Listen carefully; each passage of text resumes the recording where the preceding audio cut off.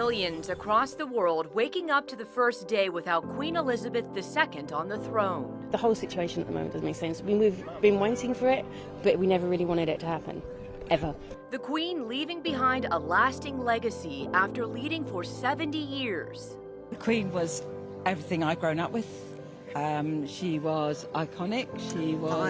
I was called Sally Elizabeth because I was born in the year of the coronation.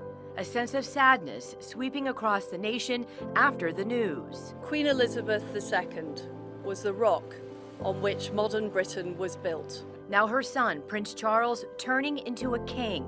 Complete coverage as the world remembers a royal.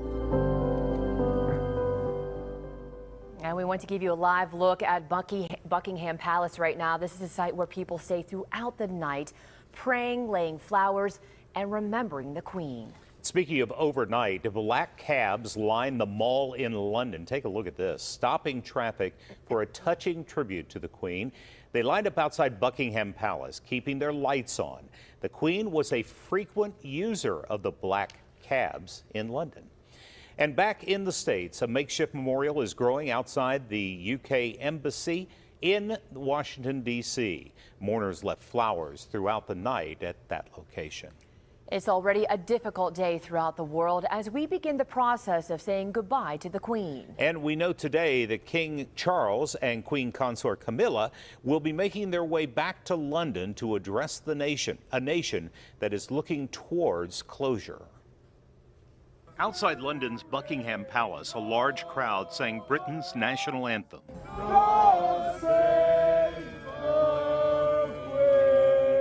Across the nation, Britons are looking back on the life and legacy of Queen Elizabeth II's 7 decades on the throne. And we've all known just one queen. She's a person we've always looked up to. Somehow. After the news of her death at age 96, countless people from around the world turned up here at the Queen's primary residence, Windsor Castle. They are still coming this morning, bringing flowers, notes, and heavy hearts. She led this country with great reverence and duty and respect and honor, and I just don't know if there would be another like her. Queen Elizabeth ruled through 15 prime ministers, from Winston Churchill to the newly elected Liz Truss. The Queen's passing Thursday at her Balmoral Castle, her summer home in Scotland, instantly elevated her son Charles to the throne as King Charles III. She was a great lady. In Washington, President Biden and First Lady Dr. Jill Biden paid their respects and signed a condolence book at the British Embassy. The American flag flew at half-staff at the White House and the U.S. Capitol in honor of the Queen. New York's Empire State Building was bathed in purple and silver light. Back in London, even Mother Nature paid a colorful tribute with a double rainbow over Buckingham Palace just before the Queen's death was announced. And overnight, we learned more details about Operation Unicorn, the plan following Queen Elizabeth's death in Scotland. Now, her body will be taken by royal train to Edinburgh, where she will lie in place at the Palace of Holyrood House. Now, that is considered the Queen's official residence, according to a UK newspaper. Now, under the plans, the late monarch's coffin will then make a final 5-hour journey back to London by royal train. The Queen's body will be taken to the throne room at Buckingham Palace. Queen Elizabeth's body will be laid to rest inside Windsor Castle's King George VI Memorial Chapel, with the body of her late husband, Prince Philip, being moved so that she can join him. Now, in total, this will be a 10-day mourning period. Well, right now, Prince Harry and his wife Meghan Markle are honoring Queen Elizabeth II. The Duke and Duchess of Sussex transformed their Archwell Foundation's website to a single black page that you see on the screen, reading in loving memorial Her Majesty Queen Elizabeth II, 1926 to 2022. The rest of the site's functionality has been disabled. And here's a live look at the White House, where flags are flying at half-staff, remembering the royal. Flags on the Capitol complex are also flying the same.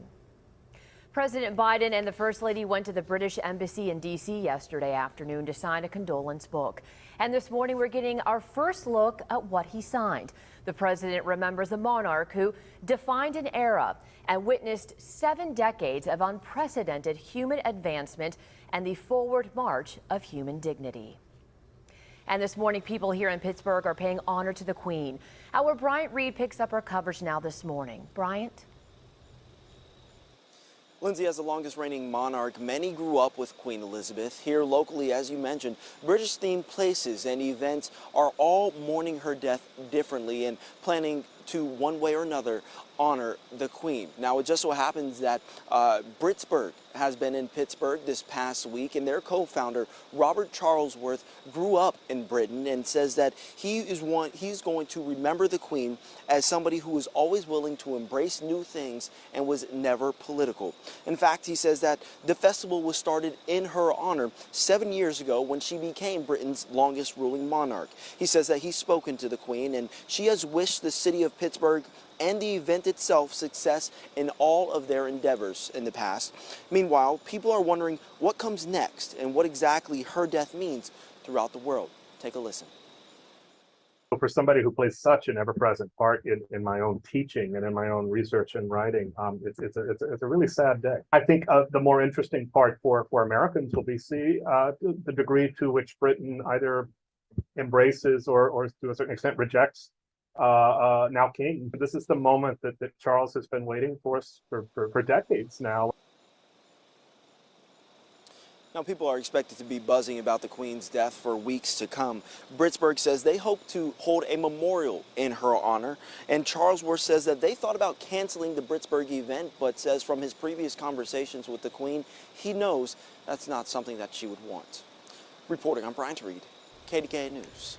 Bryant, thank you. And our news team is dedicated to bringing you all the newest developments from across the pond as the world mourns Her Majesty.